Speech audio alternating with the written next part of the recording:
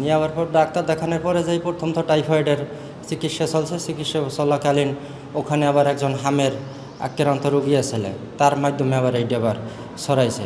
ছড়ানোর পর তো যে হামের আবার চিকিৎসার জন্য এখানে আবার পরে আবার এখানে যাইয়া ভর্তিকরণ হয়েছে। এর সাথে সাথে তো ওই যে মেয়ে তো যাই ছোট 2 মাস, আজকে যাইয়া 27 দিন বয়স হয়েছে। তো বাচ্চার সাথে তো বাচ্চার মায়ের তো থাকাই লাগে, বাচ্চার কারণে আবার বাচ্চার মায়ের হয়েছে।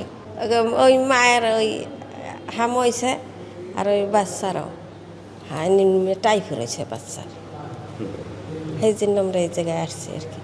এখন আগে যেরকম ছিল তার চেয়ে একটু রিকভার হয়েছে।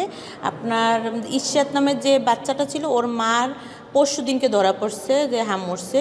এখন ও একটু আগের চেয়ে সুস্থ, কিন্তু কালকে রাত্রে একটু খারাপ হয়েছিল, একটু জ্বর বেশি আসে। এখন মোটামুটি আগের চেয়ে ভালো। রোগীগুলো মূলত অন্য সমস্যা নিয়ে ভর্তি হয়েছিল, জ্বর নিয়ে, পরবর্তীতে মিজেলসের লক্ষণ আসার পরে আমরা এখানে স্থানান্তর করছি। কিন্তু যে রোগীগুলো হয়তো আগে থেকে মিজেলসের লক্ষণ থাকে তারা হয়তো এখানে আসে না, আমার ধারণা হয়তো শেরে বাংলায় চলে যায়। সারা বাংলাদেশের 18টি জেলার মধ্যে 30টি উপজেলায় হচ্ছে গিয়ে হামের প্রকোপটা সারা বাংলাদেশেই বেশি, তবে হলো গিয়ে এই 30টি উপজেলায় তুলনামূলকভাবে বেশি।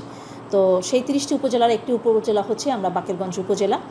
তো যেহেতু এখানে অন্যান্য জায়গার থেকে একটু তুলনামূলকভাবে বেশি হয়েছে, সেজন্য আমাদেরকে মন্ত্রী মহোদয় হচ্ছে গিয়ে তার নির্দেশনায় আমরা 5 তারিখ থেকে, রবিবার 5 তারিখ থেকে আমরা হচ্ছে গিয়ে আমাদের বাকেরগঞ্জের যে 14টি ইউনিয়ন এবং প্রতিটি ইউনিয়নের যে হলো গিয়ে ওয়ার্ড অনুযায়ী যে হলো গিয়ে ইপিআই টিকা সেন্টার, সেখানে আমরা হচ্ছে গিয়ে হামের টিকা একযোগে শুরু করেছি।